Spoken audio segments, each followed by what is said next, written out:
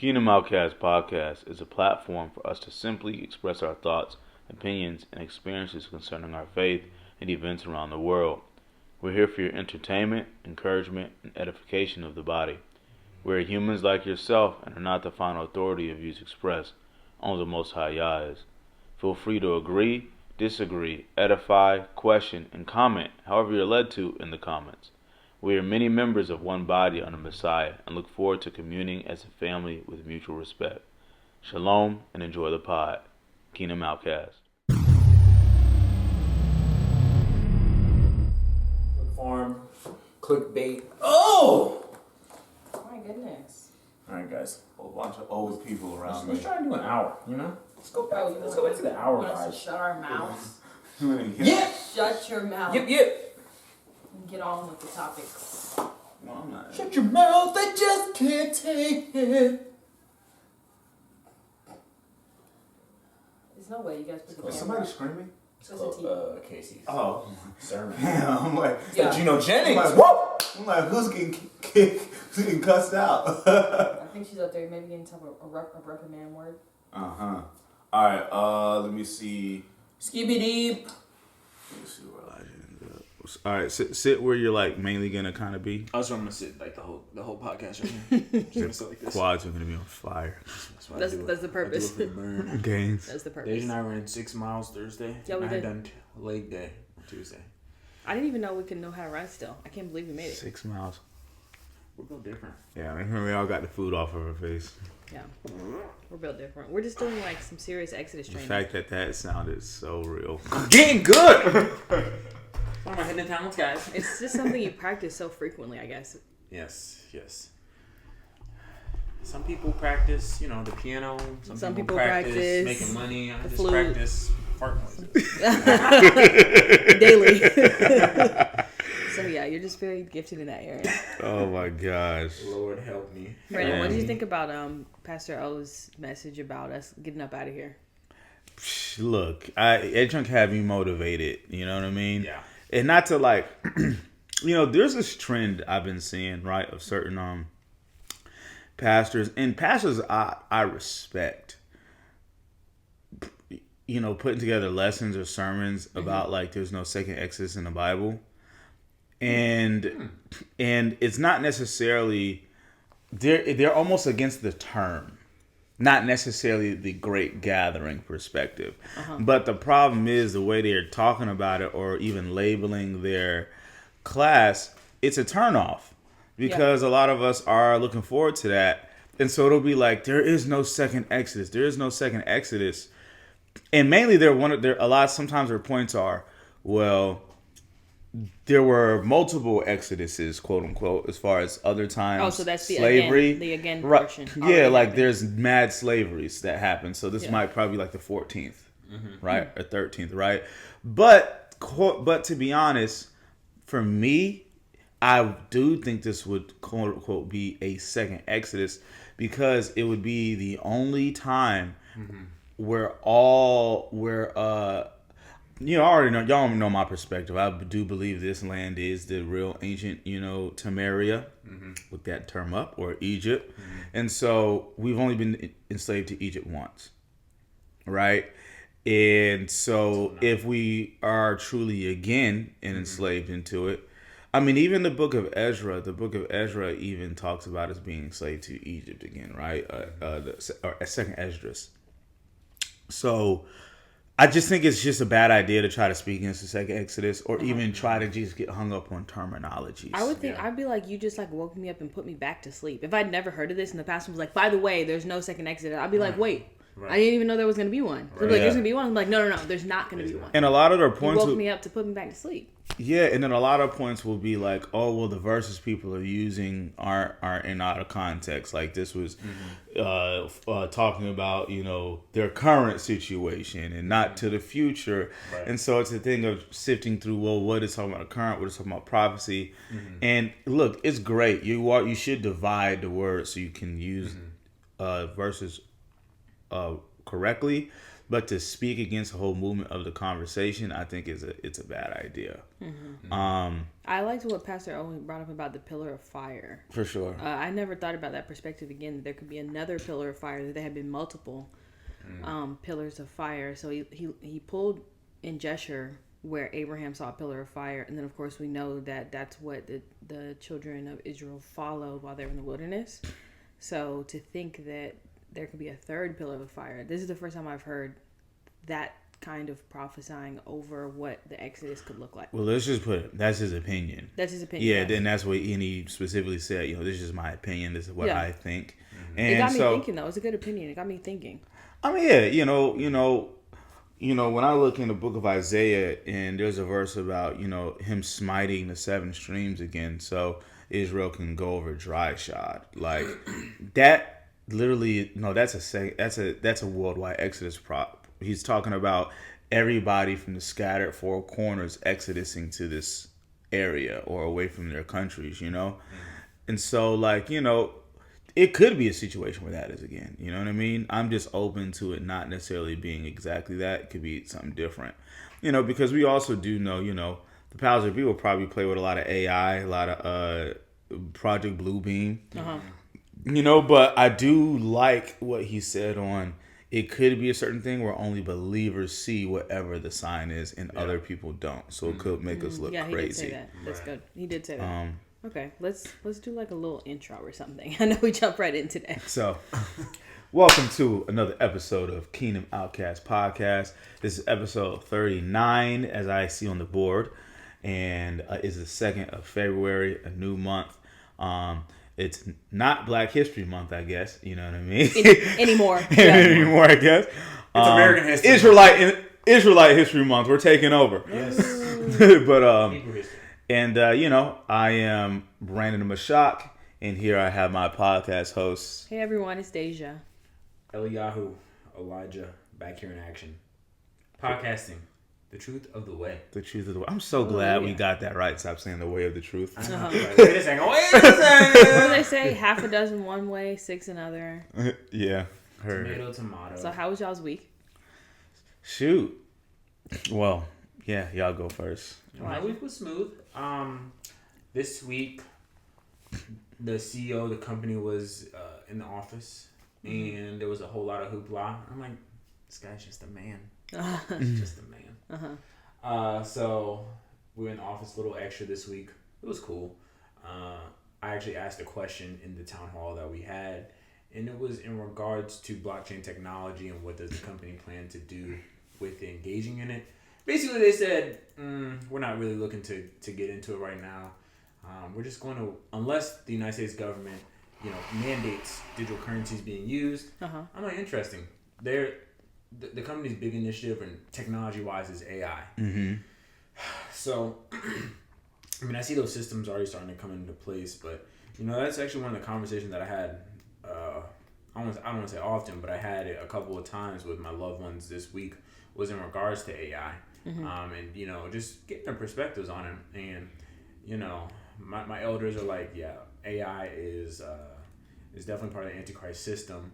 And it's just, it's interesting how we're seeing all this money poured into AI, and eventually it's going to replace a lot of jobs, as well as a lot of people's thinking. Because when I use ChatGPT to improve my resume, and I realized that there was just it was so good, and people can use AI for so many other things. Like, tell me about too good. Tell me about the history of the Roman Empire, or tell me how the wheel was invented, or what happened during the Middle Ages. Those types of things. Like, AI is going to have its own perspective on it, but also as you're asking and interacting with AI, it's going to create this profile about you. And I know that there's going to be an agenda with AI and biology eventually. Mm-hmm. Which might be, it's not our alternative thought, but it's definitely like a alternative type thought. No, Trump, I just saw a video where Trump was talking about, is on video saying they've always talked about biometric IDs Nobody has ever got it done. We're going to get it done. This administration. Yeah, I just saw yesterday. That's the theme for him. He's like, no one has ever done this, but I'm going to do it all in 2 weeks. Yep. Just yesterday. And I'm like, so how could it? Is it that no one could do this, or like, are you not being honest about what you are doing? I don't know. Something about it's fishy. Yeah. Just look up the patent number, you guys. We talked about this during one of our first episodes. Cryptocurrency system using body activity data. Crazy. 202666 patent number. Okay, but what about investing in something like that? Like, what if there's like a startup right now that has like low stock and this is what they're doing in the future?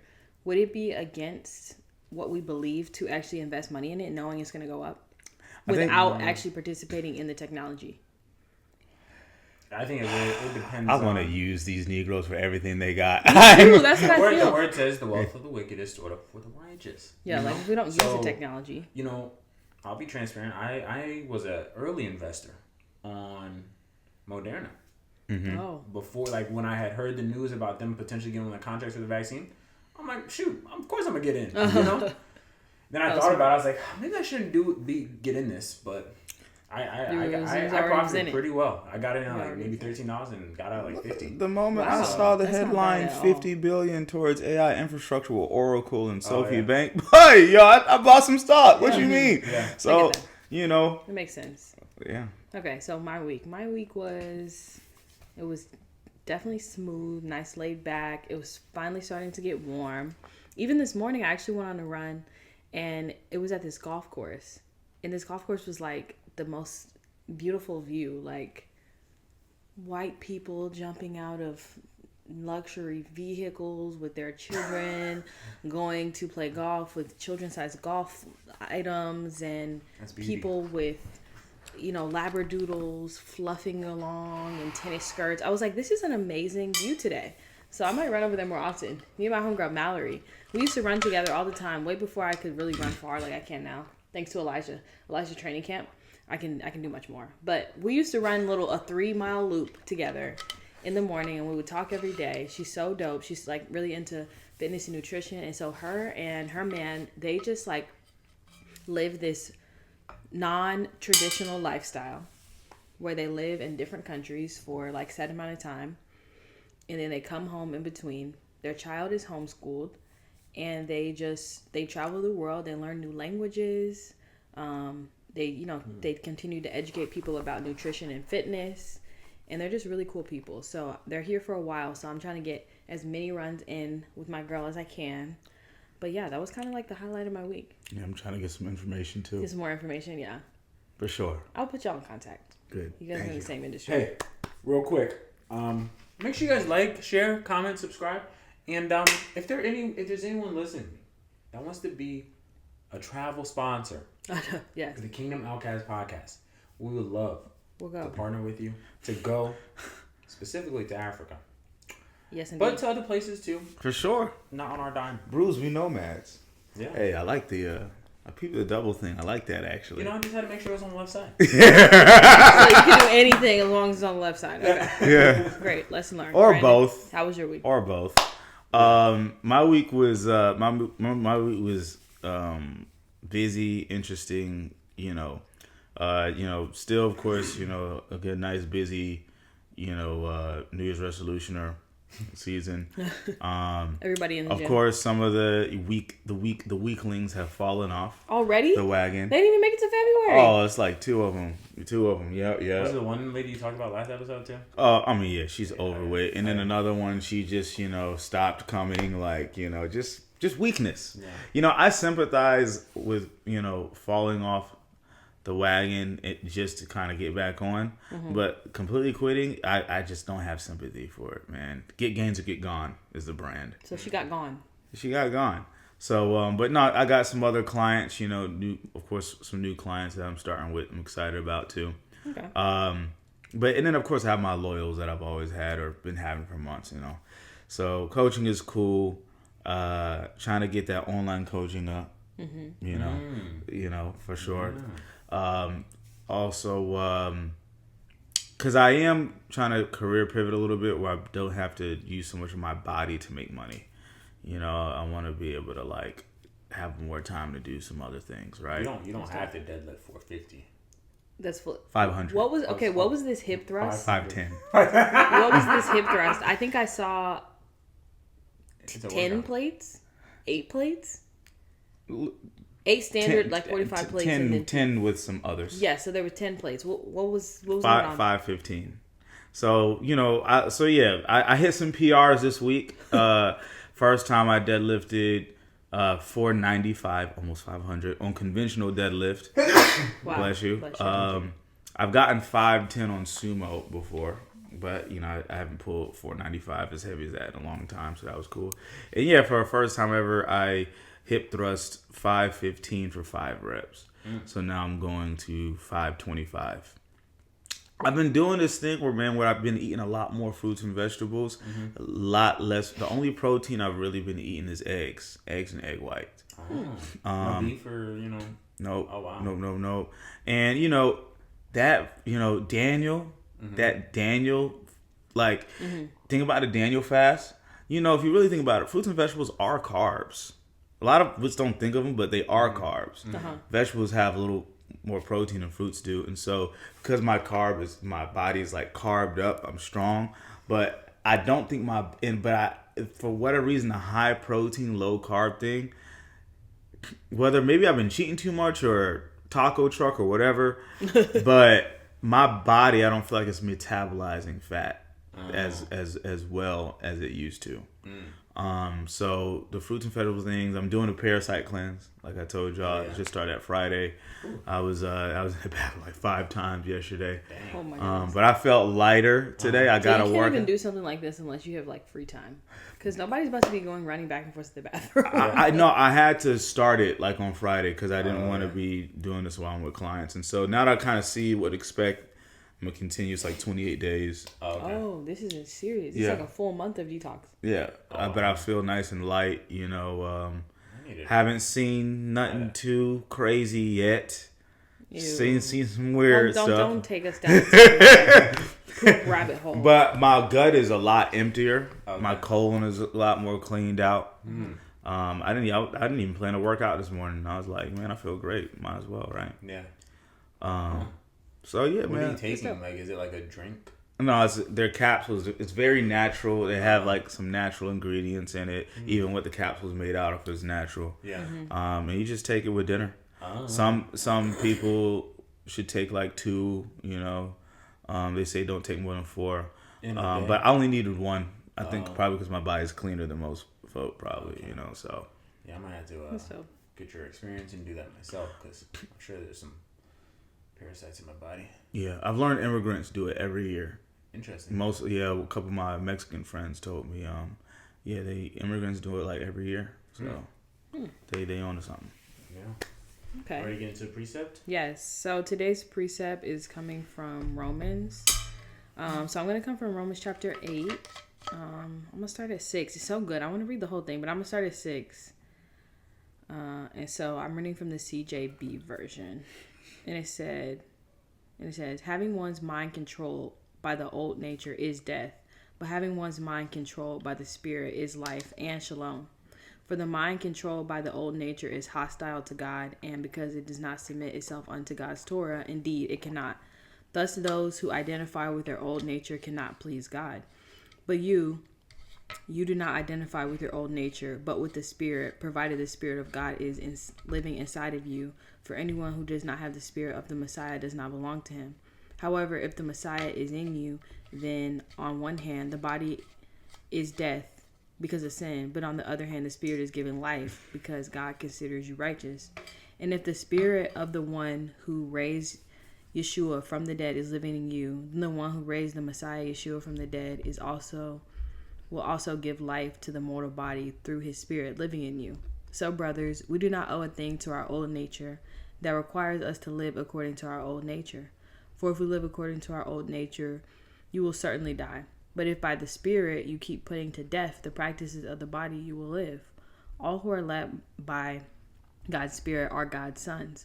For you did not receive a spirit of slavery to bring you back again into fear. On the contrary, you received the Spirit who makes us sons, and by whose power we cry out, Abba, that is, dear Father. The Spirit itself bears witness to our own spirit that we are children of God, and if we are children, then we are also heirs. Heirs of God and joint heirs with the Messiah, provided we are suffering with him in order to also be glorified with him. I do not think that the suffering we are going through now are even worthy compared to the glory that will be revealed to us in the future. Good verse. First thing I think, these are one of those verses that make me, that sometimes I think, tag. So the moment I sin, like, am I still saved? You know what I'm saying? Uh-huh. When I mess up, do I really have salvation? Like, obviously we kind of know, no, we're still in this, but when you do backslide, or when you do have a moment of weakness or whatever, like, sometimes you might question yourself in that moment, right? But no, it's still, just a great verse of just realizing, like, we have to die to our flesh daily, Yes. and that it's very easy to be stuck in the reality of what you're going through and what's happening, because it's unimaginable the promises and things that we'll experience in the millennial reign, possibly in the Exodus, in the renewed heaven and earth, New Jerusalem. So we just have to. This makes me think like I need to get back my meditation more. Because when I'm really meditating after reading and praying, that's when I can really feel the presence of Yah. And when you get that real experience, my fingers are tingling. When you get Good scripture. I picked the good one. when you get that experience, you don't want to leave it. Yeah. Uh-huh. Like, but yeah. Yeah, that's so true, bro. I think about, like, I don't know, there's such a power in meditating, and not just meditating in the sense of, like, after you read and you, like, meditate on some scripture, but, like, throughout the day, meditating on the Most High's word, and it's just so peaceful. I think that we can meditate on a lot of things throughout our days, whether it's something we see on social media, or, like, maybe it's, like, a bill that we gotta pay, or whatever it may be, but when we meditate on things that are of the world, or like of our flesh, it's it just, I don't know, in my mind it causes a lot of strife. It just causes like a lot of stress, anxiety. I'm like, I don't need this. You know what I mean? I don't need this. I need to restructure my thinking and try to get back to the Most High's word. But I think that, like, this verse, it just reminds me that the spirit and the flesh are always in battle against each other. So when you feed your ruach with the Most High's word, with praying, fasting, denying, that means that your spirit's gonna grow a lot stronger. But to the other effect, like when you feed your flesh, you're gonna have that feeling of like, dang, am I really saved? Or your flesh is gonna become a lot louder. Yes. That's what I realized for myself. It's like when I'm fasting, praying, doing all that, like I don't have to, like, the flesh and those desires just, they don't really pop up too much. And when they do, I'm like, oh, that's the enemy. But then on the flip side, when I do feed my flesh, I'm like, I guess I could smoke. I guess I could drink some more. Why not go out here and fornicate? You know what I mean? Like those types of things. So it's just like it's like kind of like that, the continual process of like working out our salvation, in denying our flesh. So That's good. I really like this verse because I like the reminder that we don't owe anything to our old nature that will require us to live accordingly. So that means that when you're on your walk and you decide that, you know what, I want to live righteously, but there are certain things in your old nature, your old life, your old habits, old friends and past relationship, exes and places you used to go, hobbies and social life, that you feel like you almost owe something to that as to why you continue to put yourself in the space, because you feel like you owe them this, or you owe yourself this. But the word says we don't actually owe anything to our old nature. So the day that you decide that you want to live righteously, you don't owe anything to yourself to do the things that you used to do out of any obligation for anyone, because the Most High is first. So say you're like, you know what, I am feeling really led to, like, my body's a temple, and so therefore I'm going to eat, the utmost of best things.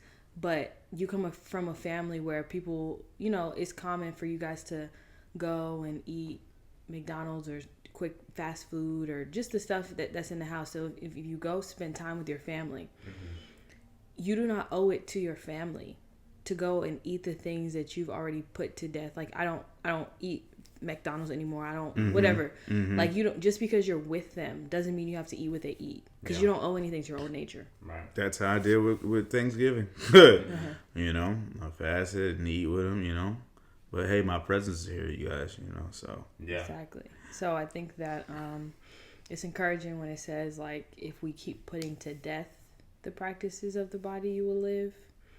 So that's going to be the continual thing, the temptations that keep arising, because the Most High doesn't promise us that if we put these things to death, then it'll just be an easy ride and we won't be tempted. It's going to keep on coming up. I feel like people tend to fold during that phase without realizing that, like, if you rebuke this, you can overcome it. Therefore, you do not owe this to your old nature. You can deprive your old nature. Yeah. This reminds me of a verse, golly, 2nd Ezra to 4th Ezra is so important for today. And there's a part where the Most High was basically telling Ezra, like, humans are weakening over time. Like, DNA is weakening over time. And it is the Yah, speaking to Ezra, is just saying, ask woman that bears children, and she shall tell you. Say unto her, wherefore are you unto they whom have now brought forth like those that were before, but less stature? And she shall answer you, they that be born in the strength of youth are one fashion, and they that are born in the time of age, when the womb fails, are otherwise. Consider therefore also how that you are less stature than those that were before you. And so are they that come after you less than you. As the creatures which now begin to be old and have passed over the strength of youth. And then said I, Adonai, I beseech you, if I have found favor in your sight, show your servant by whom you visit your creature.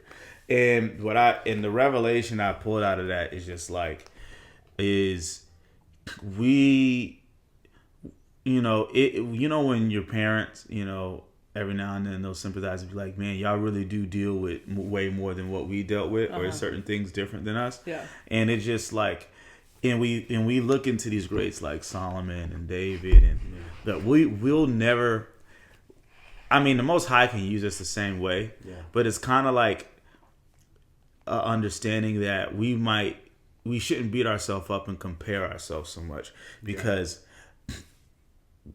we can't reach that kind of stature in a time where they didn't deal with as much, in a time where they're going through as much. And so it's also a situation of also having grace on ourselves. Yeah. And not like letting the, Satan, spew, his doubts on us and things like that. You know what I mean? Yes. That's a good point. Yeah. Okay. Well, the Hebrew word that I chose for this is nature. Nature, I like that word because I like to be in nature. All right, so I know we haven't done grounding since it was warm. Now that it's warm, we feel like we can just do everything we used to do. We can ground, we can go camping, we can go hiking, we can whatever we want to do. Live our best life. We can live our best life. I hear that. Let me see. Okay. We can drink alcohol. It's good. All right, so the Greek word, right, for nature, because this is, out of the New Testament, and I'll give the Hebrew 5:54:49. It's phusis, definition, nature, meaning nature, inherited nation, or nature, origin, birth. Word origin derived from phuo, meaning to bring forth or to produce. Corresponding Hebrew entry. While there is no direct Hebrew equivalent for phusis, the concept of nature can be related to terms like teba, meaning nature or essence, though this specific term is not used in the Hebrew Bible. So basically, there's not a Hebrew word that specifically is just for nature, right? But I'll go. This is the first. I feel like this is the first word we picked that there's not an exact translation. Right. So I'm gonna go through the usage and cultural background here for the Greek or Roman. The term physis in the New Testament is used to denote the inherent nature or essence of something, often referring to the natural order or characteristics inherent in creation. It can describe the natural condition of humanity, the created world, or intrinsic qualities of beings. Cultural and historic background. In Greco-Roman world, physis was a philosophical term used to discuss the natural world and inherent quality of things. It was often contrasted with nomos, or law or custom, highlighting the difference between what is naturally occurring and what is socially constructed. In the biblical context, physis is used to emphasize God's creation and inherent qualities he has instilled in it. And so let me I guess see what taba is and see how different. So that was like using nature as a law. Like natural law. Yeah, right. Terms like taba, let me see. Oh, I can't even look. It's not even in here. Interesting. This is the first. I know. I almost want to ask AI. I'd be disrespectful, but Let's not go that far. I just want to ask AI. Hebrew for nature. I'm gonna try real quick. If AI came up short, I'd be like, "Oh, we hit one." Because then, why did y'all use this word in English? Mm-hmm. Like, who picked this word for English? Yeah, interesting. Okay, taba. Ark basket. You know what?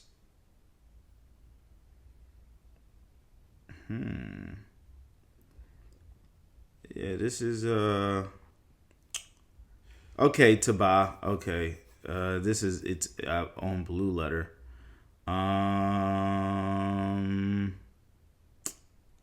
Strong's info, taba, perhaps origin for ark or box. Ark vessel. I don't know why I can't find this. Interesting. Yeah. One thing I thought about as you were speaking, with the Greek wording of it, just thought about how naturally, because it mentioned like natural law and like just how nature operates. I kind of thought about us as we were born. We are naturally born into the flesh, and then over time we pick up more of the accoutrements of the flesh. And when we are born again, we have to put the flesh to death continuously, and be filled with the Holy Spirit. So I just thought it was interesting, like, naturally we are born into lying or being greedy, sin nature, sinful nature. Yeah. So we got to fight that. Yeah. And as followers of Christ, like we have to put those things to death. Let's go to current events. Okay. I was gonna try one more book, because I have an actual strong concordance like dictionary here. Nature.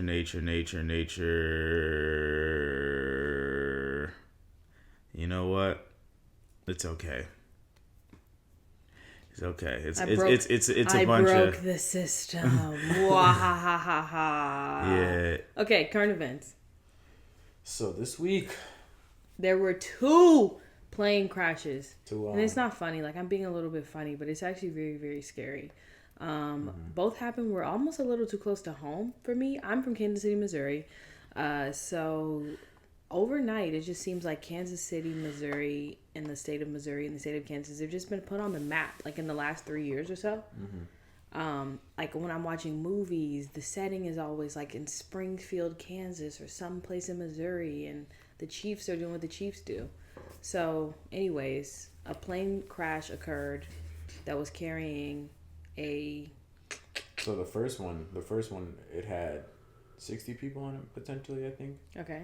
And then the second one had like 6 people. Okay. I don't know if there are any survivors, unfortunately, but.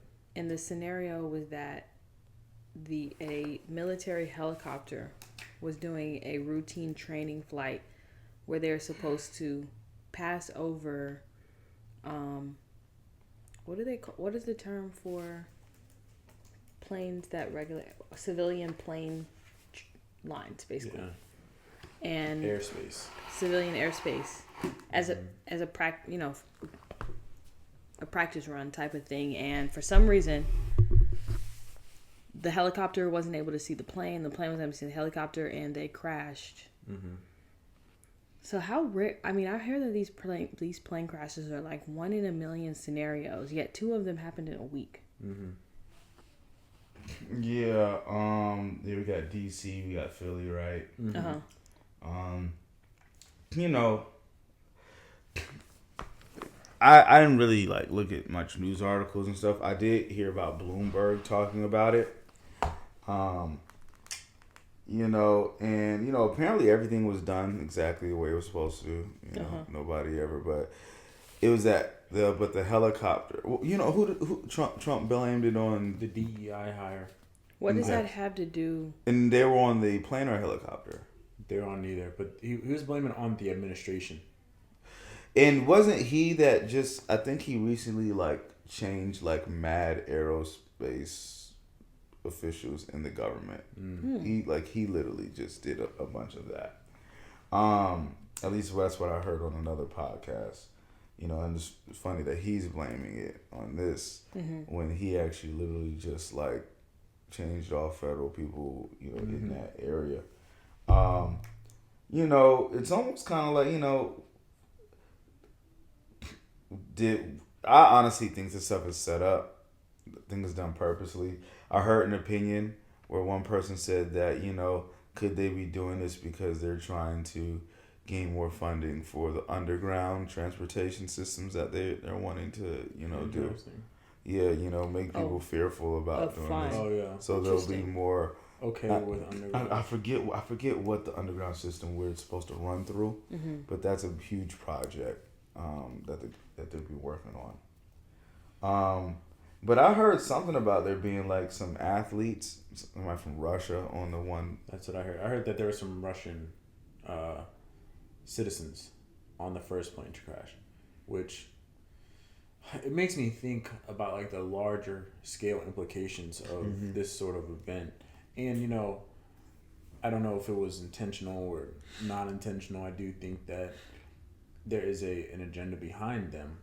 But if the United States should not be playing with Russia, because Russia's already pissed about the war in Ukraine. They're already pissed about that, and they know how the America is involved in Ukraine. So for some of their citizens to get killed, I don't think that that's all the more reason to be yo, we about to turn up on y'all now. You know what I mean? And start bringing war to y'all soil, because that's what America's been afforded the luxury of.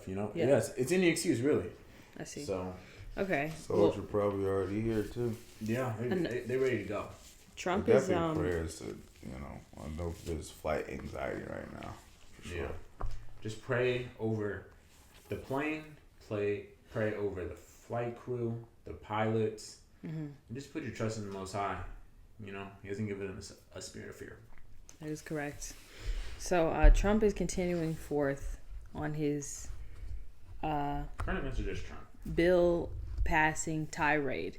Current events are just Trump today. Bill passing tirade. So I want to talk about a number of them. The first one, the really hot one right now, is the bill that he signed regarding tariffs. Yeah, we got CNN. Oh my gosh, the freaking headline on this. With tariff signed, Trump warns of pain to come for Americans. Great run. No wonder your freaking Trump coin has gone down to $20 now. All right, a day after signing steep illegal. Huh? It's so illegal. Yeah, is it pump and dump? But a day after signing steep new tariffs on Mexico, Canada, and China, President Donald Trump acknowledged that economics members, Congress, and even some of his own aides in their previous lives have been saying all along Americans may find themselves paying the cost. Quote, "This will be the golden age of America Will there be some pain? Yes. Maybe and maybe not. Trump posted in all capital letters on this Truth Social platform. The message, which appeared in the hour before Trump arrived to his West Palm Beach, Florida golf club for the second day in a row, amounted to an advance warning. Trump is serious about fulfilling his campaign promises to end illegal immigration, curb the flow of deadly drugs, and rebalance continental trade. But doing so will be uncomfortable or worse for Americans already contending with high costs of living. Industries brace for new tariffs, 25% on goods from Mexico and Canada, and 10% on imports from China. It remains to be seen how long it will take for higher costs to have impact on American consumers. The tariffs are set to go in effect Tuesday, 12:01 a.m. February 3rd or 4th? It just says Tuesday, 12:01. This came out the 2nd, so I'm guessing that's today. This Tuesday today, so that's coming. Yeah, this Tuesday. Interesting.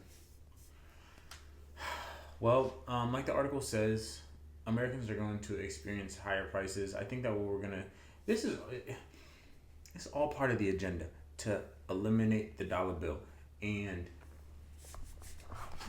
I don't think people really thought through what voting for Trump would look like, because he made these campaign promises. Oh, we're going to have the External Revenue Service. We're going to start taxing these countries, and these are our trade partners. You know what I mean? Like, okay, I can see like people or like countries that are not our trade partners, but you're imposing these taxes on our trade partners. Canada, Mexico, China.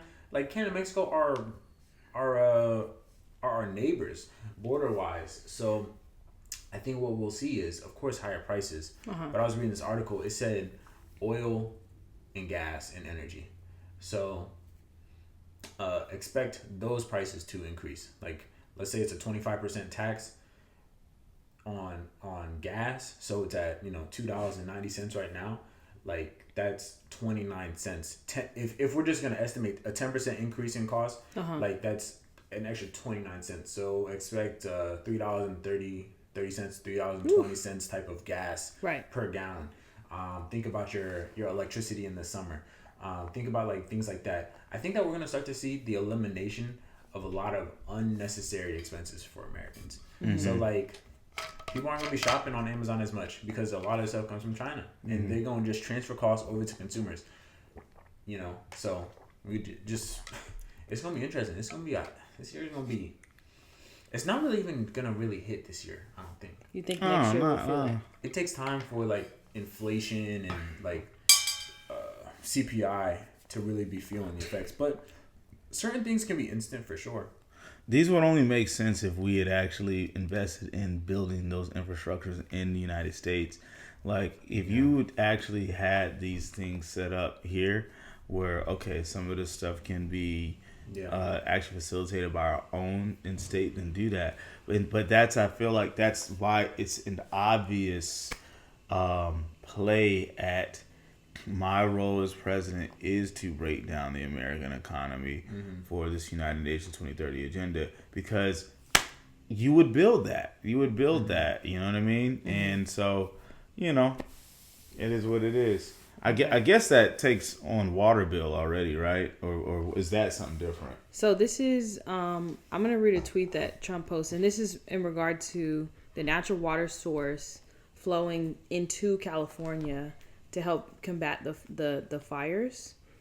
So he posted photo of beautiful water flow that I just opened to California. Today, 1.6 billion gallons in 3 days. It will be 5.2 billion gallons. Everyone should be happy about this. Fought victory. I only wish they would have listened to me 6 years ago. There would have been no fires, is what he says. And so basically what he's done is rerouted a natural water source so that these billions of gallons of water will fill up reservoirs in the state of California that they can use to fight the fires. However, by doing that, the water source is now flowing away from apparently certain areas of middle America where they've previously been used for agriculture. So Trump is the president. The president he has to make decisions that could be robbing Peter to pay Paul. And this is another example of that, which is the tariff is an example of that. But this water flow situation makes sense because it's like, okay, we have to fight the fires. But at the same time, what about the agricultural use of water? Yeah. Sounds like the prophecy of famine, to be honest. Uh-huh. It sounds like possible famine, like beginnings. And hyperinflation. Yeah. That prophecy too. Okay, so the next tweet I want to share, this is related to an ISIS attack that happened just this week. So Trump says on X, this morning I ordered precision military airstrikes on the senior ISIS attack planner and other terrorists he recruited and led in Somalia. These killers, who we found hiding in caves, threatened the United States and our allies. The strike destroyed the caves they live in and killed many terrorists without in any way harming civilians. Like the story. Our military has targeted this ISIS attack planner for years, but Biden and his conies wouldn't act quickly enough to get the job done. I did it. The message to ISIS is all others who attack America is, we will find you and we will kill you. So Trump continues to fight ISIS in the Middle East, dropping bombs in Somalia. We actually, prior to him coming in office, these things were going on as far as our participation in certain wars, but I don't feel as though they were being verbalized. Always. Yeah, it just sounds like, let's get rid of the problems we created. That's honestly all I'm hearing. Because again, America has funded these terrorist organizations, and ISIS Ra'el funds America. Oh man, I never heard that one. Okay, what was the last Trump point that you had? There was anti-Semitism. So yeah, all right. Trump, New York Times. Trump pushes universities to monitor protesters on student visas. Universities have set up task force. Fam. You forgot New York Times doesn't let you read nothing without actually having a whole freaking. Trump's order in anti-Semitism and Hamas sympathizers has California universities on alert. President Trump has issued an executive order promoting a crackdown on campus anti-Semitism, and said he supports canceling visas of pro-Palestinian international students. The order has put California university leaders and activists on alert. UC leaders said they are carefully reviewing the order. An executive order from President Trump promoting a federal crackdown on campus anti-Semitism and his threats to cancel visas of pro-Palestinian international students have put California university leaders and activists on alert after many nations' largest and most contentious protests unfolded at their schools. Combating anti-Semitism, deport, Hamas sympathizers.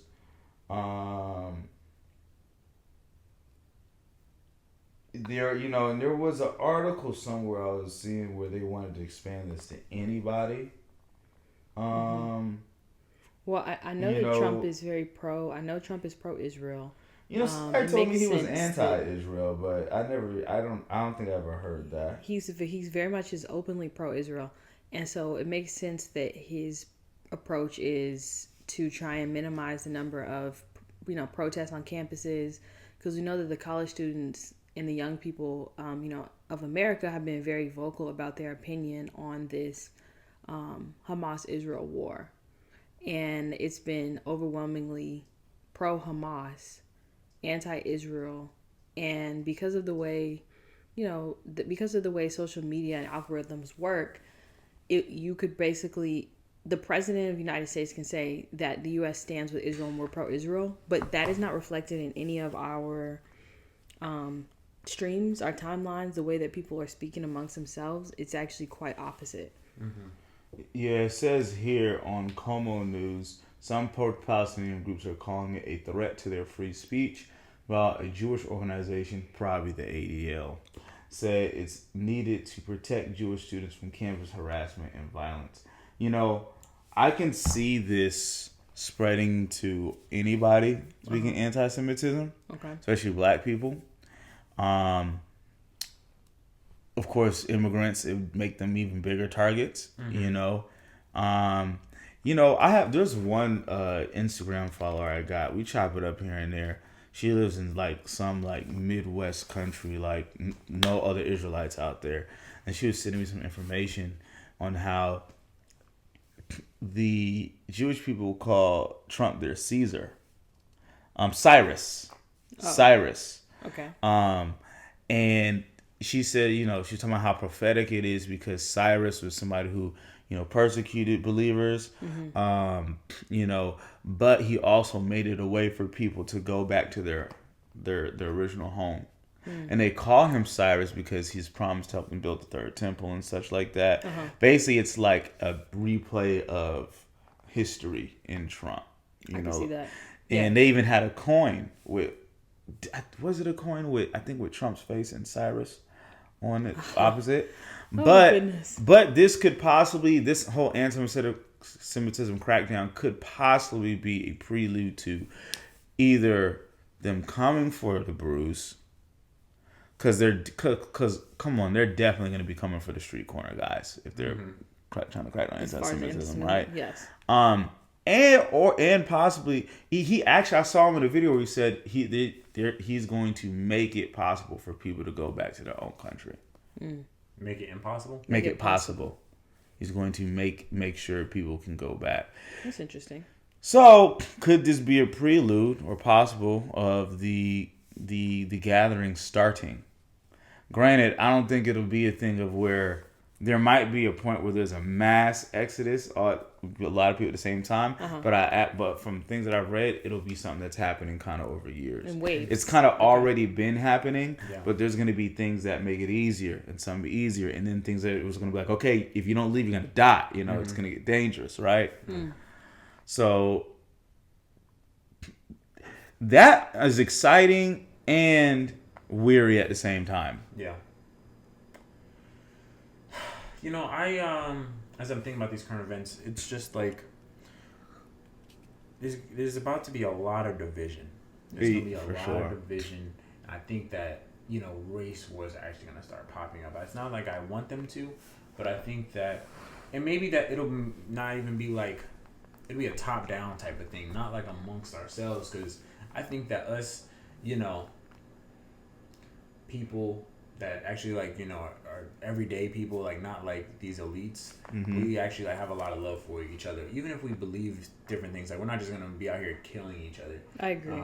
You see a lot of good. I feel like we see a lot of good in the world despite what we hear on the news. Right, and the news I think is trying to paint this narrative, and especially with Trump coming now in office and putting out these executive orders and saying no anti-Semitism and cracking down on Palestinian protesters, like all these initiatives that he's going towards, it's just so that the media can present this stuff and create this narrative that there is this division amongst people. In reality, I don't think that it is.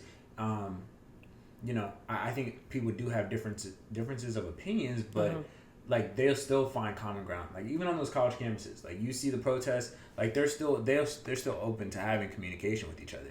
Yes. I don't think Jewish students in general are unsafe on college campuses. I don't think that's true. Yeah, not at all. No, and they've got too much money. But I think that I do think it will be a tool of eventually. Like I was listening to something last night. They were saying, so now first off they're rounding up the Hispanics, the Latinos, sending them back to their countries. Who do you think they're gonna come to next? The Negroes. This is where a lot of people were like saying, is Agenda 2025 real? Is it not? Is this in a Democrat? Is it on a Republican? And it kind of, it's interesting. I'm real quick. She actually sent me a video where Trump was like Somebody had to do it. I am the chosen one. Yeah. Somebody had to do. Which is weird. And on Israel, it's this news network. It says, "Thus says Hashem to Cyrus, his anointed one, whose right hand he has grasped, treading down the nation before him, ungirded the loins of kings, opening doors before him, letting no gate shut. That's Isaiah 45, 1. And the headline here is Midrash hints that Trump will return glory to Western world by building third temple. So, he's really looked at them looked as a Messiah to them, I mean, even to the Proud Boys, he is too. Like I think that's more of the prophecy of the wheat and tares. Because bro, all throughout that inauguration, even still now, I think that they're having this facade of, oh yeah, we believe in Jesus. Jesus this, Jesus that. There's a lot of Christians falling for it. They are. There's a lot, and I definitely see the wheat and the tares with that, and the conservatism and making America great again and bringing back conservative values. Sounds good. Sounds great, honestly. But it ain't. Some of these, great. I'm not gonna call them out, but certain YouTube channels, like believers that I sometimes enjoy their content. Yeah. They're heavy on the Trump train. It's like, fam, like at some point you're gonna have to come and do an episode and admit I was wrong. Yeah. You know what I mean? Like. Well, it's looking good now. I'll say that. As far as wrong versus right, right now they're looking good. Trump's looking good right now. It's looking like he's making major moves. So they're not going to get on the wrong train anytime soon. I mean, I guess it depends. I guess it depends. It depends. Let's get into the main topic. Dealing with the flesh. So. They should just put a blank. There should just be a blank paper here. Yeah. How do you deal with the flesh? How do you deal with it? Well, I think vulnerability is needed for this topic. Yeah. So I'll be willing to step out in that space. Aww. Me too. Thank you. Thank you for saying that. Thank you for being vulnerable with us. I guess, dealing with the flesh, man, growing up for me, my thing was anger issues and controlling like my anger and aggression and stuff like that. And I've definitely overcome, that, in my life. But of course in my adulthood and coming to, realize, I'm not that ugly. Wait a minute. What does that have to do? I'm joking. No, but when you're like, in that awkward age where you're like, I remember around 8th grade where I first realized, okay, I guess I'm okay looking, I can find a girlfriend. Women, ladies, lust has definitely been like my fleshly thing, right? And for most guys, right? Mm-hmm. It's nothing special. That and believe it or not, but food sometimes is that, Mm-hmm. I can be a real glutton, I can be a real glutton some days. And I battle that. I always say, like, if I didn't work out, I'd be one fat rolling lobo around here, you know what I'm saying? So, you look weird fat. But what I've found, that's helped with dealing with the flesh is, for one, the word, talks about, the eyes, and speech, right? Things you're conversing about. And so for me, I found like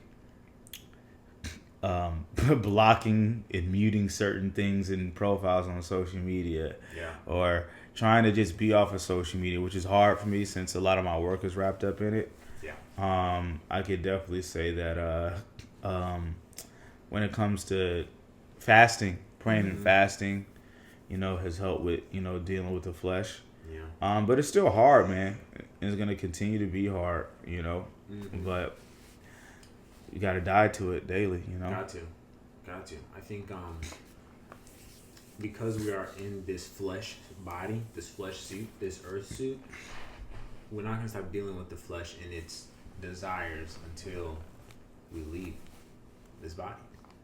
And yeah, man, I can relate to quite a few of the things that you mentioned with dealing with the flesh. I think the lust of the eyes, and like wanting to just not necessarily understanding God's initial design for how a man and woman should be interacting, and going into my own ways and fornicating and stuff. And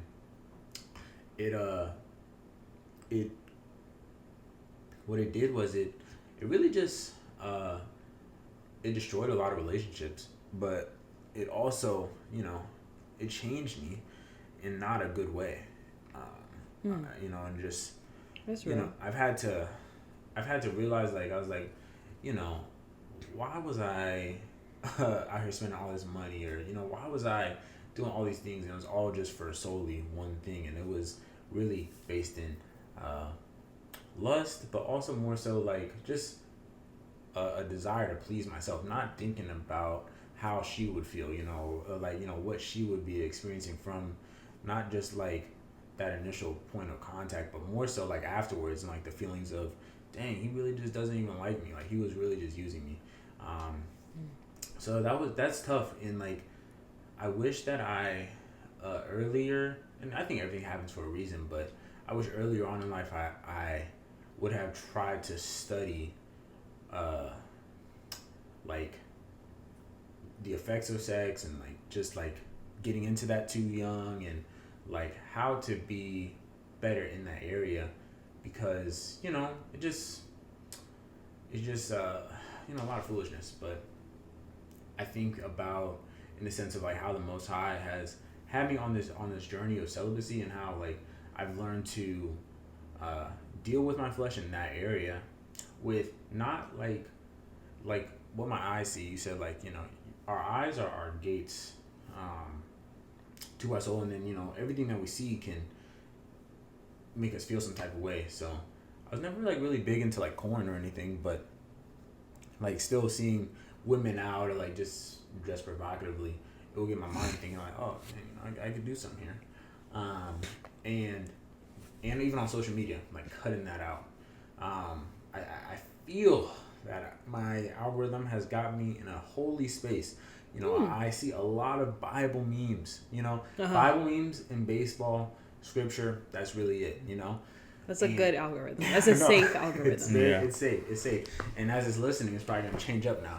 But, I think like... It's like, we thought we were getting him to stay online longer. Yeah. Really, we're sharpening his righteousness. The thing is, like, with dealing with that area of the flesh, like in lust, you just got to be very mindful of what your eyes see. Because it's like when your eyes see something, you're gonna get tempted, Even with my lady now, I'm like, I don't want to. I'll see you in certain lights, and I'm like, but I'm like, no, I can't give in. Close your eyes. I gotta close my eyes. Mm-hmm. So it's just like knowing that, like, I think greater is he that is within you than he that is in the world, in that temptation, and also more so having that wisdom and discernment to not give into it, because you know what the results are going to be. You know what those effects are going to be, and how you're going to feel afterwards. Mm-hmm. So it's tough, but it's a process, because once you overcome one thing, it's like maybe you'll have anger, or maybe it's greed, or maybe it's something else that's not necessarily seen physically, but maybe mindset. It's more like a heart posture. Yes, that's exactly what I was about to say. Yes, I was about to get into my heart flesh, like when I'm dealing with my flesh. Yeah, I can relate to things like things that you guys are saying. Those are like the first level things, like drinking, wanting to smoke. We mentioned like sexual lust. I know about these things, but the next thing, like when it comes to dealing with your flesh, for me, is the mindset pieces. So this year I've been really focusing on like the knowing that when I choose to worry, I'm being disobedient. Mm-hmm. So my flesh is apt to worry. My flesh is apt to compare. My flesh is apt to want.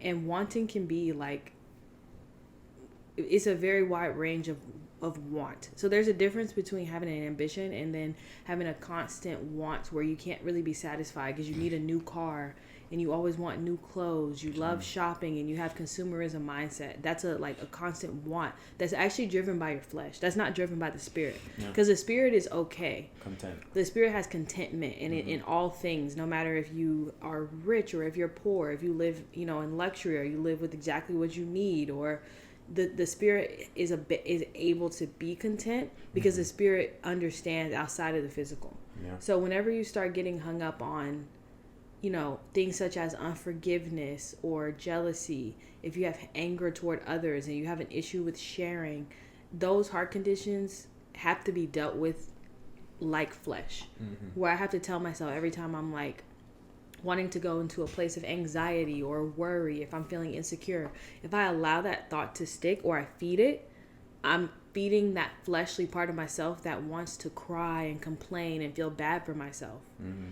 I have to put those things to death so that the spirit can grow. And the spirit says things that are, that are going to be true, that are going to bring hope.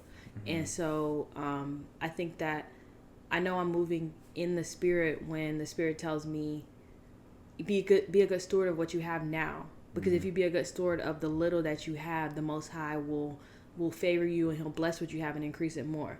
But the flesh will say, well, I used to have more. I remember I could spend $100 and I wouldn't even miss it.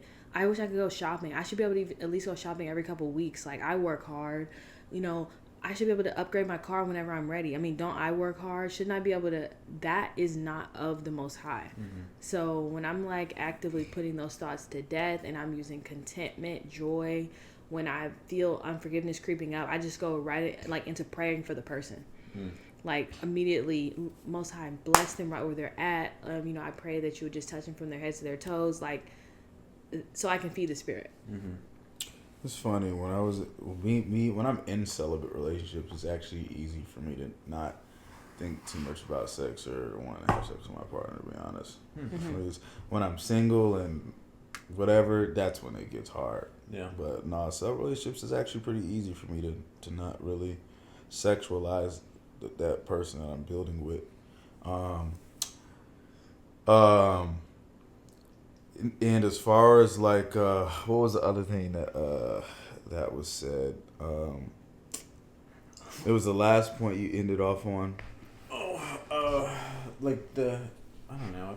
It's just constantly like. And she was kind of replying to the heart, like the. Oh yeah. Outward. So yeah, and you could be like I used to, someone I dated, there was like, we was talking about, well, what do we think are imperfections or things we need to work on in our, or what kind of sins do you struggle with? And they really replied to me, well, I don't really do anything. Kind of like, okay, pride, ego, looking down at each other, judging. You know what I'm saying? That, I remember it's about maybe 2 or 3 people I've met in my life that they was like, they felt like they don't sin or they don't have crazy struggle. Yeah, you cannot the sin. One you cannot sin. one person me and you mutually know, Elijah, but what? You're perfect? What? What are we talking about? You cannot sin, though. That is a thing. I think you can go longer periods without committing a sin, but come on, there's no person without sin. There's no person that has not sinned. Someone that on gossip has sinned in the past tense. You can go because remember your thoughts are sin too. My grandma does not sin. Your action, whatever, bro. I'm serious. She has sinned, but she's been married for a long time. She doesn't drink. She doesn't smoke. She doesn't cuss. She loves. She doesn't get angry. She doesn't. You can be angry, but sin not. And people. She does not sin. Have thoughts. Thoughts too. People have thoughts that they will never reveal and never tell nobody, and they will take it to their grave. It is my belief that my grandmother does not sin. And it's my belief that she has sinned before. She has sinned. So she is a human who has sinned. That's cool. But I believe that she is capable of living without sin. We can agree to disagree. That's not even the topic. We can agree to disagree. She has dealt with the flesh. We can agree to disagree. I'll have to have her on the podcast. No, bro. Teacher's right. But she's beautiful. I can never say her age because she would just be horrified. But literally looks like she's my mom. Insecurity, sin. No, I'm joking. That's not a sin, you see? No, I mean, insecurity to me is like borderline. I don't know. It feels like it to me. She could pass for 45. I'll say this. I mean, I get it. I just feel like insecurity is almost borderline sin to me. But, But I think this is a good... Because not believing the Most High. Yeah, exactly. What I mean?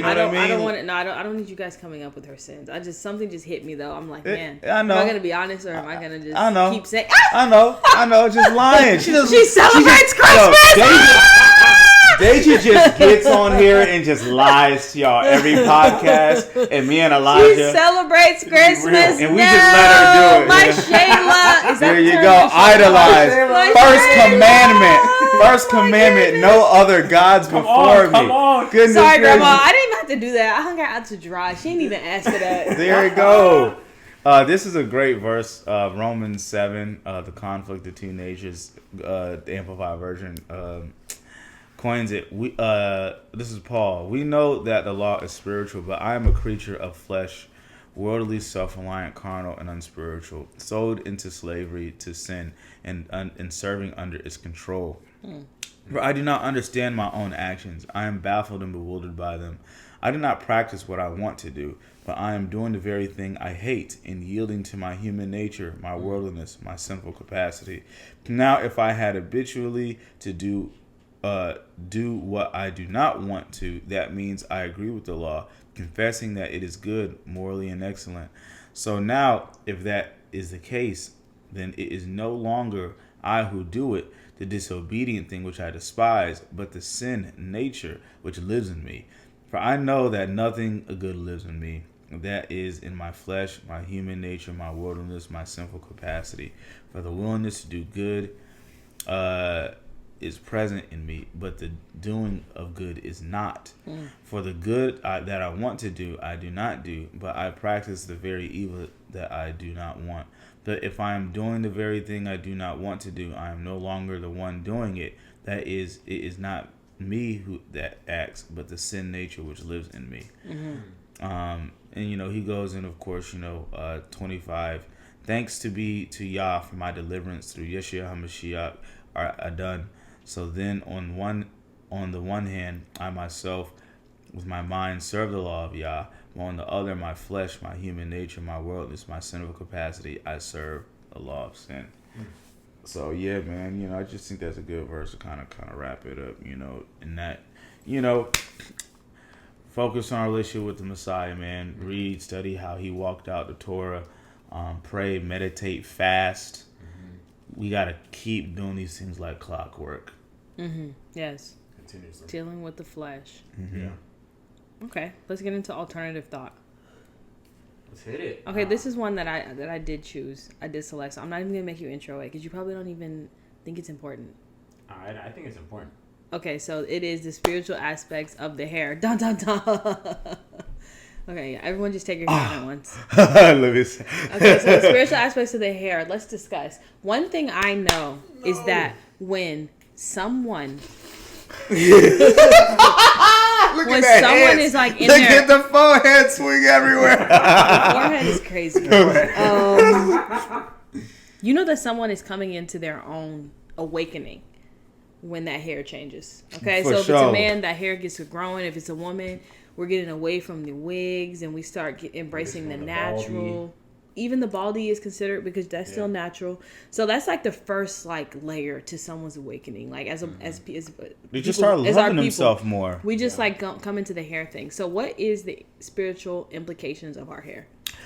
Tell us, Brandon, please, because I'd like to know. The Nazarite, Scientifically. the Nazarite vow in Numbers 5, I want to say, which Samson took, was, staying away from strong drink, consecrating yourself to the Most High, and they will lock their hair. Like so. Samson, Like so. And, there was definitely spiritual aspects to him not cutting his hair. You know what I mean? If we talk about scientifically, our hair is literally like our antennas. Like they literally help us feel out the environment. You know what I mean? Like it's kind of like, when your hair stand up on your body. Yes. You know what I mean? Yes. When you feel something You spooky. can feel the energy, you can feel what's going on, and that's why the Bible also talks about how the hair is a crown, woman and things of that nature. And it's interesting that with them people, the Ish people, they cover their head, as like or whatever, you know what I mean? But when we're praying, we're supposed to have our heads uncovered, right? Women are supposed to have a cover head. Yeah, women. Yeah, now the woman covers their hair, but that's only in sign of that she's spoken for, and her, like her husband. It's a cultural aspect of their husband is her covering. You know what I mean? And so but a lot of people they kind of got that teaching. I feel like messed up a little bit. But so yeah, scientifically, it literally helps us. It's our antennas. We can feel out energy. We can feel out the environment. You know, our pineal glands, you know, that's in our brain, you know, Jacob said, I named the place Penuel or Bethel in English because I saw Elohim face to face. You know, in the story of Jacob's ladder. It's the physical component in our bodies that connects to the spiritual realm. Highest concentration of melatonin in our body. It controls the melatonin. I mean, highest concentration of melanin in our entire body. It's literally pitch black. Yeah. No, in our pineal gland. Oh. In our pineal gland in the brain. It's what ancient civilizations call the third eye. You know, a lot of them worshipped it, or it's the pie cone, the eye of Horus in Egypt is the pineal gland. And our hair is an extension of that. Right? Oftentimes, you know, if you're stressed, right, and your hair falls out, that's also your pineal gland is calcifying. You know, and so, you know, there's definitely spiritual things in the word. In the new covenant, you have the Nazarene vow, which is really like a renewal concept of the Nazarite vow. But people who follow the Messiah often lock their hair. There's depictions in ancient depictions of the Messiah with locks. You know, the disciples most likely eventually lock their hair. You know, it's a initiation almost part of it. With Israelites, culturally, it's like an initiation process. I get that. Into our walk. I think it's like subconscious, almost a subconscious initiation though, because I got pretty serious about my walk, obviously in the last couple of years, and as I was turning 29 and, you know, thinking about my future and seeing this shift in my life, and it's starting to shift in like many great, you know, ways that are amazing and exciting, it actually made me want to lock my hair. So no one had to say like, okay, Deja, it's time for your awakening to come into completion with your locks, but it just kind of happened subconsciously for me. So I do believe there are spiritual aspects of our hair. Yeah, I mean, I think in Isaiah he talks about how women will have like scabs on their head from something. Maybe I should look that up before even referencing it. But oh, I'm sorry. That was number 6 that talks about the locking the hair. Oh yeah. I think it is important that we love our hair for sure, and just take care of it. I recently, you know, started to actually take care of my hair when it's in an afro, you know, like washing and stuff. And previously in my life, I never had, and I just feel a lot better about myself, knowing that I ain't got no dandruff in my hair. You know, it's actually my scalp is oiled. But I make that reference to Isaiah because I see nowadays, like, there's a lot of, especially black women, that love the fake hair, and they'll spend hundreds and thousands of dollars per year on that. And make your man spend mad money on it too. Yeah. And then it's like, where this hair actually comes from that makes this supply chain of all of these thousands of dollars of weaves and wigs and clip-ins and stuff is quite disturbing. I'm pretty sure anointing your hair in oil in the Bible is literally putting oil in your hair and not drawing a cross on your forehead. Yeah. I think the Roman Catholic Church got that messed up. It's because they couldn't put oil in their hair, so they're like, okay, let's remix this. Yeah, bald. But to your point, that's why, you know, because women will literally bite your throat out of your neck when you talk about that's an exaggeration. When they talk verbally, bite your throat, bite your atoms out of your neck. If you talk about the hair, so for me, it's like, you know what? Let me take the I want you to live route. Hey, Cancer. Hey, Vishnu and hoodoo and stuff have been prayed over your scalp. Yes, they said my hairdresser had told me that where she works, they're really Instagram popping for like selling bundles online. They have a salon, but they make most of the money selling hair. And she was like, you know, honestly, where they source this hair from, like she's like, we source good hair, but where the source for all hair is like they're finding hair in drains, they're finding hair on dead bodies. People are sacrificing their hair. So this is all going on around the world where they're like sourcing the hair. So most of the hair that ends up on people's head has been, some strands of it have been on a dead body or has been found in a drain.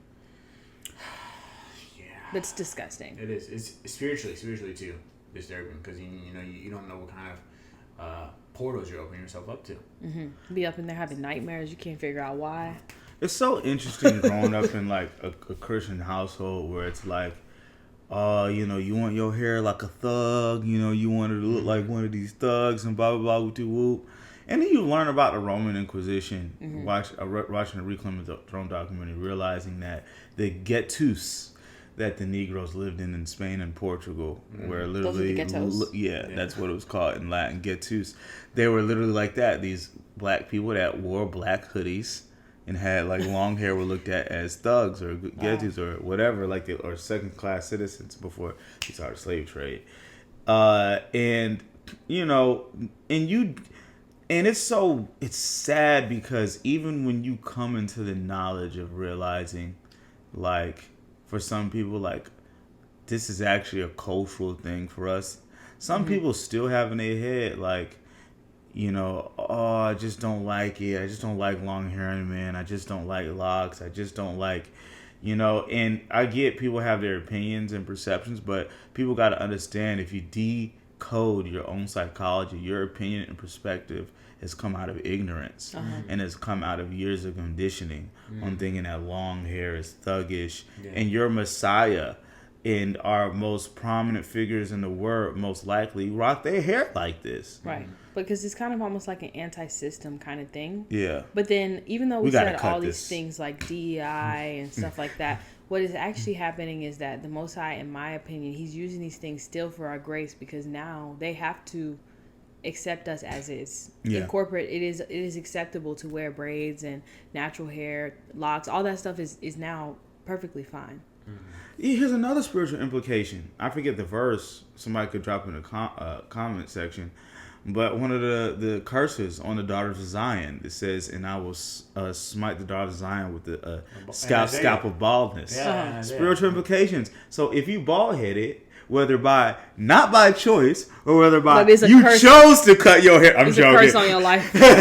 I'm not. If your edges is letting go. It's your curse. Repent.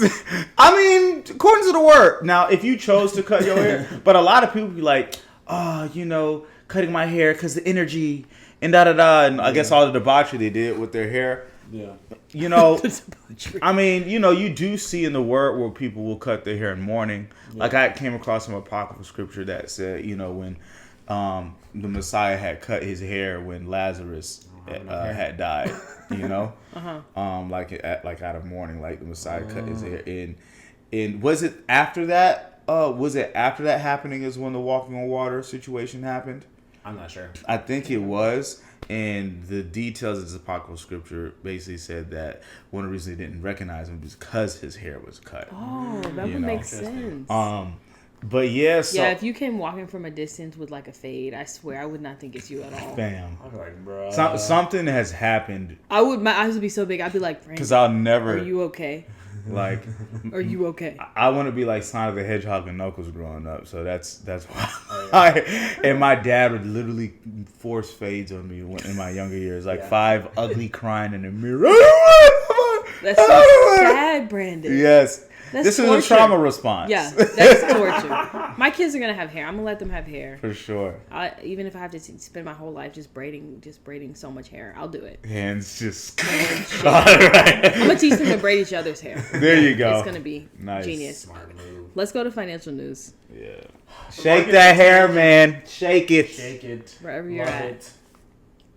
Embrace it. The Most High gave it to you. There's a verse in the New Testament where the blind man y'all don't want to move on. The blind man opens his eyes. I see men as trees. Yes, and then it's the first. I'm like, what's up, man? Broccoli. I used to rock the broccoli head, man. No, it is. Cauliflower. We do actually look like things in nature when we have our froze. We do look like trees. Yes. And certain sheeps, animals. When you look out bushes, you're like, man, that does resemble the texture of our hair. So that's a beautiful thing. Oh, you bald lover women, decode your psychology. Okay, I think the bald lover women are just accepting men for who they are. Like, if my man goes bald in the future because he gets older, I still have to love him. No, not bald. I'm not saying bald. I'm saying I'm not like, just gonna be. It's not gonna be a kink. I'm just looking for bald headed. No, not balds per se. I'm saying like remember I said when people like prefer men with short hair or something like that. Yeah. A lot of times they just don't realize it's because clean cut and business. And Bob Marley called them bald-headed scallywags, I think. you got no hair, Crazy bald heads. Geldo, Weedo, you know Get that them crazy bald bald head, heads up Scotty. outta here. You got no hair. Because it just means you're not woke, basically. Get those sleeping sheeple out of here. Fluoride. Take the You fluoride don't got out a of your beard water. and you don't got no hair? Ooh, You that's tripping. that's that crazy. or you're texturist. It's just naked. Your All face right. is just naked. Crazy work. Moving on. like a Financial thumb. news. Crazy work. I'm sorry. Yeah, so right now we are seeing here on this Sunday, the crypto markets are tanking. They're going down. I think Bitcoin went under 100,000. All the cryptos are dumping, and I kind of think it's manipulated. I know we talked about market manipulation on one of our most recent episodes, but I think that this is like a designed dump on the market. I don't know if this is happening with stocks as well, but Duh. When Yeah. with stocks too. Okay. Even the ones that are supposed to be doing good are Interesting. And this is just my perspective, not financial advice, but when I see the markets going down, I look at this as a clearance sale. Texas highway plane crash. Breaking news. What? Yeah, 1 day ago apparently. Oh, They're tripping. y'all remember on Leave the World Behind how there were all those planes falling out the sky? Yeah. Fam. You gotta tell us before they do it. Like it is. Them having to tell us before they do it just makes me so much more madder. Because then now I get more angry if I really think that you guys allowed a team of figure skaters, figure skating children. Like, if this is true and it's pre-planned, but nonetheless. That's crazy. I didn't even know that. We're on financial news. But yeah, the market. So I mean, this could also. I mean, they could be tied. These could be tied a lot. Okay, like let's think about it. Like let's say Delta stock goes down, but then like really, what really drives Delta stock, or really the price of like getting an airplane ticket, oil and gas, to fill up the plane. So that means that, it just costs more. Then oil and gas goes down. Like everything goes down. Besides besides the cost of everything, the cost of everything goes up. So, I mean, this is very much market tied, but like the plane crash. But it's just make sure you have assets that are going to retain their store value. That's all I can tell you, because it's about to get really ratchet. And I think that the United States dollar bill is going to continue losing its purchasing power. We were at the store last night, and there are no eggs. You know what I mean? So not only are there and all this bird flu news is too. Yeah, but it's also like people are going to get priced out of certain items. Like I think that meat is one day going to be a delicacy. Yeah. This is I'm gonna read a little bit of what I read to Deja before the episode. This is one of my old clients. He's investor, businesses, real cool white guy, man. But he says it looks like we'll be on the verge of something bigger than we've ever seen, and it's not looking good. With real estate and stock markets at all-time highs, the economy is walking on a fine line between inflation and recession. Both individuals and banks are overlagged, and the risks are piling up. I know many people follow my advice or alerts, and while I can share what I'm buying and doing, knowing when to exit is up to you. It depends on your personal investment goals. Typically, I'm very bullish, even when I know the markets are stretched thin. But what I saw today makes me believe we may be at the peak. Hopefully I'm wrong, but I'm rotating my investments and de-risking. The stock and crypto markets could be on the edge of the biggest crash we've ever seen. Yesterday, I watched crypto systematically get walked down from its peak in a way that looked very different from unusual market corrections. Normally, you don't see small repeated sell-offs followed by larger dips. This felt planned by larger market manipulators. Markets often react sharply to news, dropping quickly before rebounding, but this time it could be different.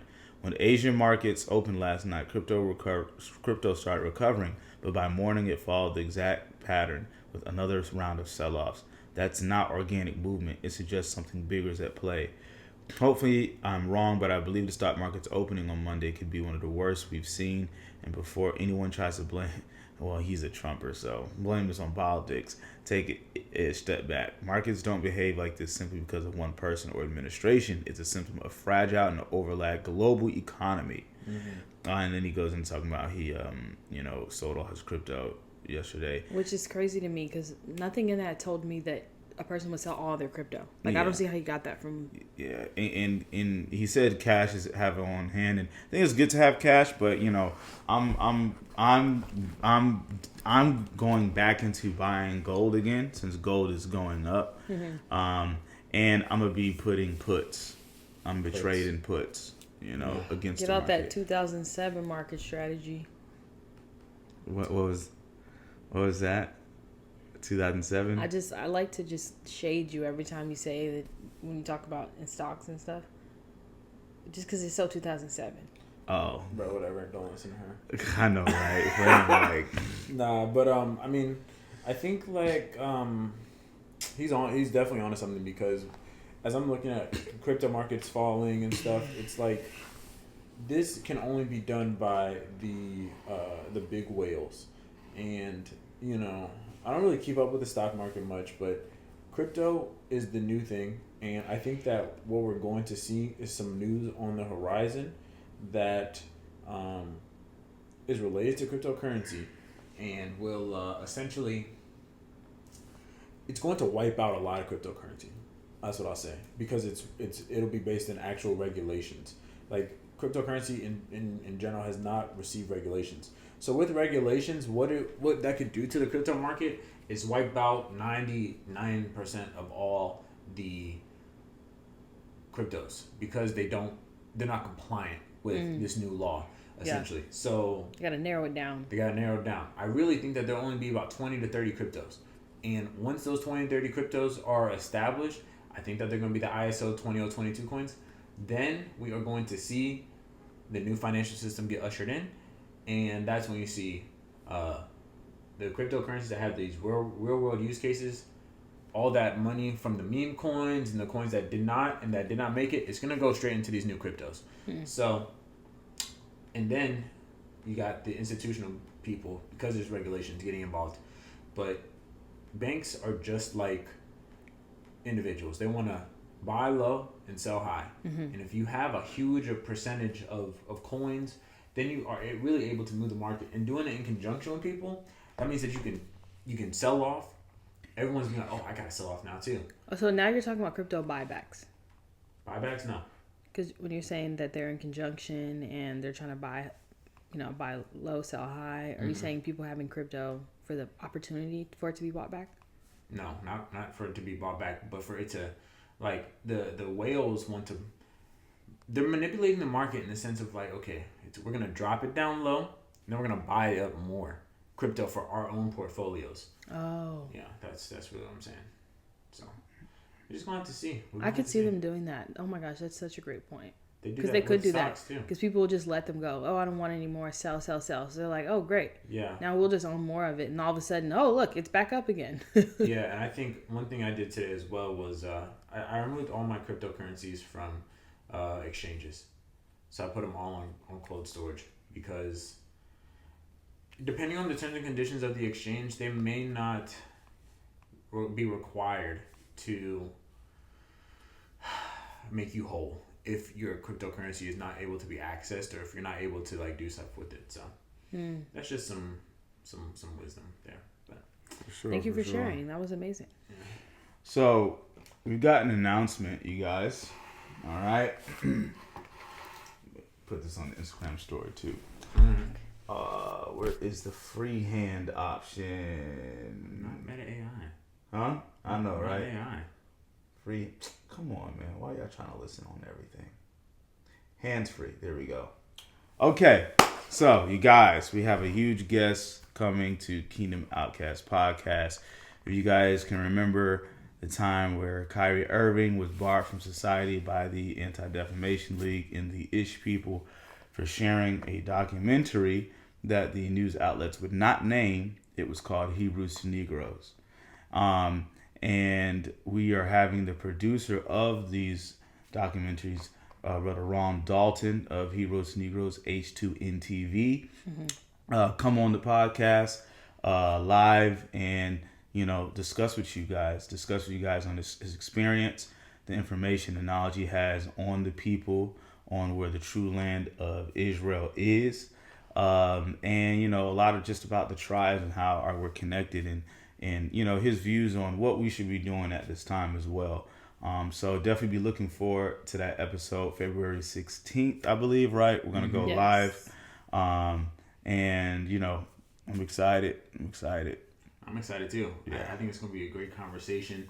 Truly an honor to be able to connect with him. And it's just going to be a great conversation. I'm looking to learn. I know I'm going to have my notepad there. And I got some questions because he lives too. in Africa as well. South Africa. He lives in South Africa. Yeah, so yeah. I've got my questions lined up. I'm like, how did you get there? Yeah. What is it like being American in Africa? Mm-hmm. Definitely Yeah. a blessing. So make sure you guys tune in. Like Brandon said, February 16th. We'll be sharing some more information here over this next week and the next coming weeks. So make sure y'all stay tuned. But yeah, that's exciting. So that is our episode of Kingdom Outcast Podcast.